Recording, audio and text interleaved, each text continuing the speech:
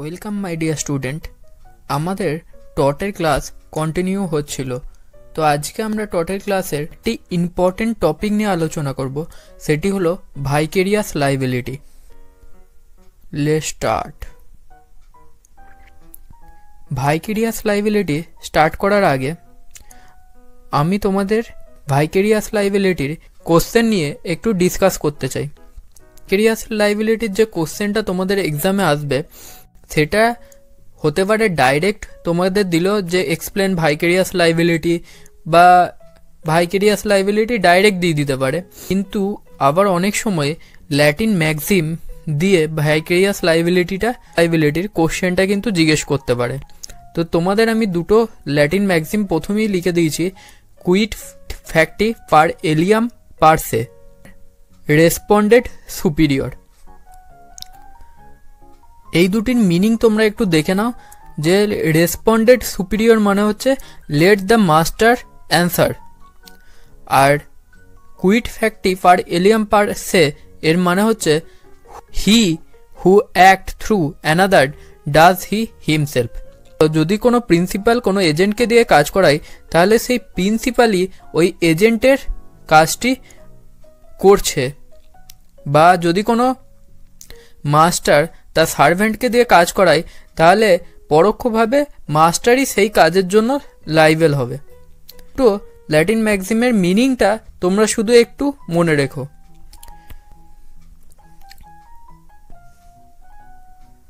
এরপর আমরা আসছি what is vicarious liability. Vicarious লায়াবিলিটিটা আসলে কি? Vicarious liability means one person is held legally responsible for the wrongful act of another, even if they did not do anything wrong themselves. This happened because of relationship between them. মানে ভাইকেরিয়াস liability মানে কি, যে যখন তুমি কোনো রং করবে না, মানে কোনো টট করবে না, কিন্তু তবুও তুমি লায়াবেল হবে। এটা কেন হবে এবং কখনই বা এটাই অ্যাপ্লিকেবল হয়? অ্যাপ্লাই হওয়ার জন্য মেনলি দুটো এসেন্সিয়াল জিনিস দরকার। সেটি হচ্ছে দেয়ার ইজ এ রিলেশনশিপ, মানে এখানে দুটো পার্টির মধ্যে একটি রিলেশনশিপ থাকতে হবে, এবং কোর্স অফ দ্য এমপ্লয়মেন্ট বা রংফুল অ্যাক্ট ডিউরিং দ্য ওয়ার্কের মধ্যে হতে হবে।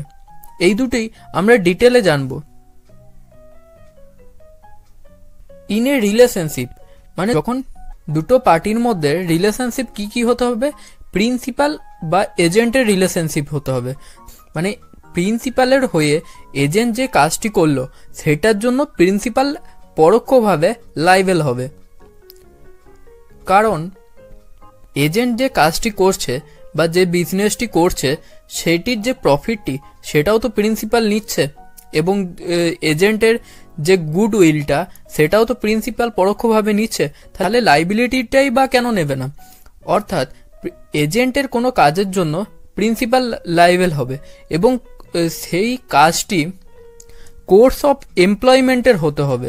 অর্থাৎ প্রিন্সিপাল যেভাবে বলেছে এজেন্টকে কাজটি করতে, যদি সেইভাবে এবং সেই কাজটিই করে, তবেই কিন্তু প্রিন্সিপাল লায়াবেল হবে এজেন্টের কাজের জন্য। সেটাও আমরা পড়ে আসছি, মানে কোর্স অফ এমপ্লয়মেন্টে আমরা পড়ে আসছি। এবং আরেকটা হচ্ছে মাস্টার এবং সার্ভেন্টের মধ্যে রিলেশনশিপ, মানে সার্ভেন্টের কোনো কাজের জন্য মাস্টারও কিন্তু লায়াবেল হবে। অ্যান্ড পার্টনারশিপ রিলেশনশিপ, এটা তোমরা পার্টনারশিপ অ্যাক্ট পড়ার সময় তোমরা ভালো করে বুঝতে পারবে যে ওই পার্টনারশিপ ফার্মে যতজন মেম্বার আছে ততজন মেম্বারের হয়ে একজন পার্টনার কাজ করে পার্টনারশিপ ফার্মে। একজন পার্টনারশিপ ফার্মে কাজ করে, তাহলে সব পার্টনারই জয়েন্টলি এবং সেভারেলি লায়াবেল হবে, কারণ তাদের মধ্যে একটি মিউচুয়াল এজেন্সি আছে। এই মিউচুয়াল এজেন্সি কনসেপ্টটি কিন্তু খুব ইম্পর্টেন্ট। এটা তোমরা এক্সামে লেখার সময় লিখবে যে পার্টনারশিপ ফার্মে বা পার্টনারশিপের ক্ষেত্রে একটি মিউচুয়াল এজেন্সি কাজ করে।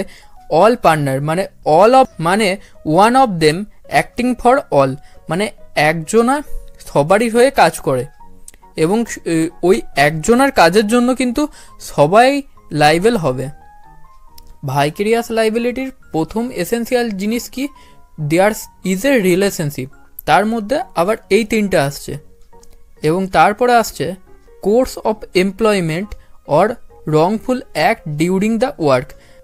এজেন্টের কোনো অ্যাক্টের জন্য প্রিন্সিপাল ততক্ষণ লাইবেল হবে যতক্ষণ পর্যন্ত প্রিন্সিপাল যেভাবে বলেছিল কাজটিকে করতে সেই কাজটিই করেছে এবং সেইভাবেই করেছে, ততক্ষণ পর্যন্ত কিন্তু প্রিন্সিপাল লাইবেল হবে। এক্সাম্পল হচ্ছে a delivery driver hurts someone while making deliveries, মানে একটি ডেলিভারি বয় যখন কারুর হয়ে ডেলিভারি করে, মানে ফ্লিপকার্ট বা অ্যামাজন থেকে আমরা যখন কোনো ডেলিভারি দিই তখন ওই ডেলিভারি বয়টা যেটা আসে সেটা তো ওই ফ্লিপকার্ট বা অ্যামাজনের এজেন্ট, অর্থাৎ ওই এজেন্টের কোনো রংফুল কাজের জন্য ওই প্রিন্সিপাল কিন্তু লাইবেল হবে।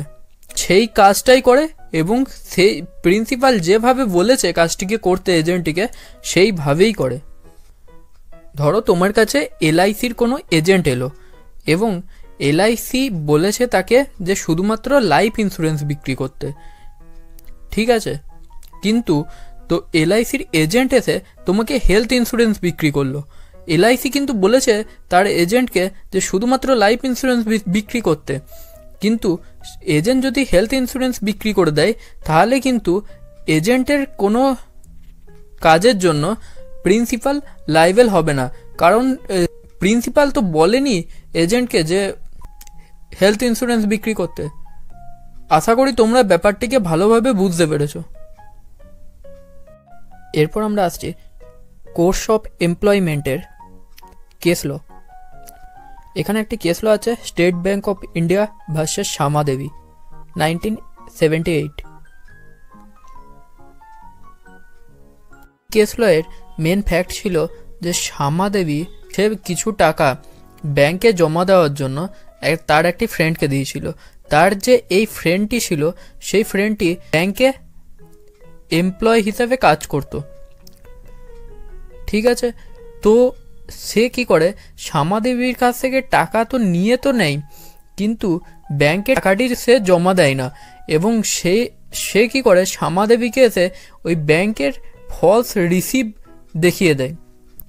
দেখিয়ে দেয় এবং শ্যামা দেবী অনেক দিন পর ব্যাংকে যখন যায় যে আমার টাকাটি ঠিকঠাক আছে কিনা সেটি দেখার জন্য, ব্যাংকে গিয়ে দেখে যে তার কোনো টাকাই নেই ব্যাংকে। তখন শ্যামা দেবী স্টেট ব্যাঙ্ক অফ ইন্ডিয়ার ওপর স্যুট ফাইল করে, মানে কেস করে। ব্যাংক ভাইকেরিয়াসলি লাইবেল হবে কারণ সে টাকা ব্যাংকের এমপ্লয়কেই দিয়েছে। কিন্তু কোর্ট এক্ষেত্রে ডিসিশন দেয় যে শ্যামা দেবী যখন টাকাটা তার ফ্রেন্ডকে দিয়েছে তখন সে অ্যাজ এ ফ্রেন্ড দিয়েছে, সে কিন্তু ব্যাংকের এমপ্লয় হিসাবে দেয়নি।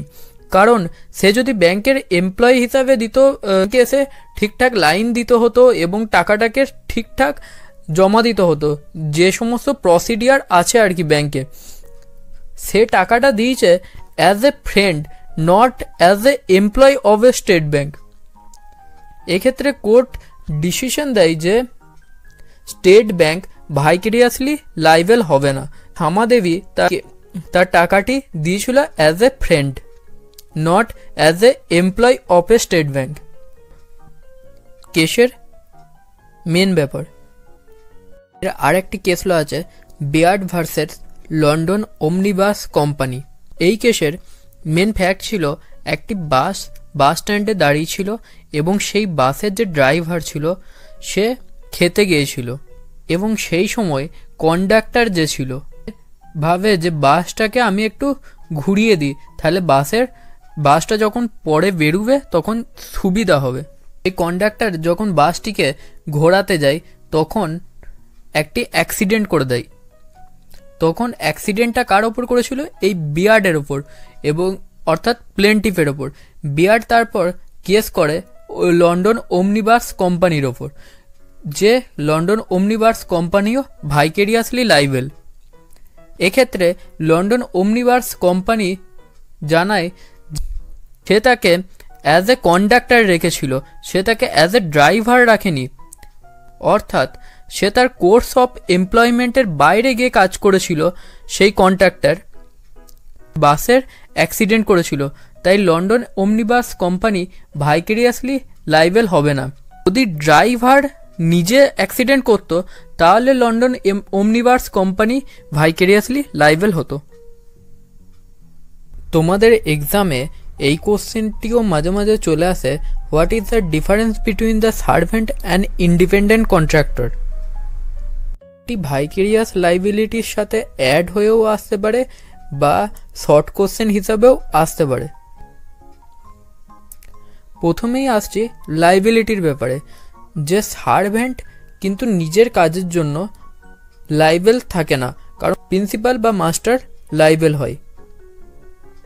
কিন্তু ইন্ডিপেন্ডেন্ট কন্ট্রাক্টর নিজের কাজের জন্য কিন্তু লাইবেল হয়।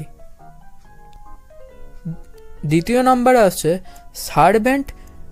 সার্ভেন্ট কিন্তু থাকে under the employment contract and independent contract থাকে under the contract of service. মানে বেসিক্যালি সার্ভেন্টের কাছে কিন্তু ফ্রিডম থাকে না কাজ করার, তাকে প্রিন্সিপাল যেভাবে বলে বা মাস্টার যেভাবে বলে সেইভাবেই তাকে কাজ করতে হয়। কিন্তু ইন্ডিপেন্ডেন্ট কন্ট্রাক্টের কাছে কিন্তু ফ্রিডম থাকে কাজ করার। থার্ড নাম্বার আসছে কন্ট্রোল, মানে সার্ভেন্টের কন্ট্রোল পুরোপুরি কিন্তু মাস্টারের কাছে থাকে। ইন্ডিপেন্ডেন্ট কন্ট্রাক্টরের কন্ট্রোল কিন্তু মাস্টারের ওপর থাকে না, তাকে কাজ দিয়ে দেওয়া হয়েছে এবং সেই কাজটি সে নিজের মতো করে। মানে সার্ভেন্টকে বেসিক্যালি যে কাজটিকে করতেও বলা হয় এবং কিভাবে করবে সার্ভেন্ট সেটিও কিন্তু মাস্টার বা প্রিন্সিপাল বলে দেয়। কিন্তু ইন্ডিপেন্ডেন্ট কন্ট্রাক্টরকে শুধু কাজটিকে দিয়ে দেওয়া হয় এবং সে কিভাবে কাজটিকে কমপ্লিট করে দেবে সেটা তার নিজের ব্যক্তিগত ব্যাপার।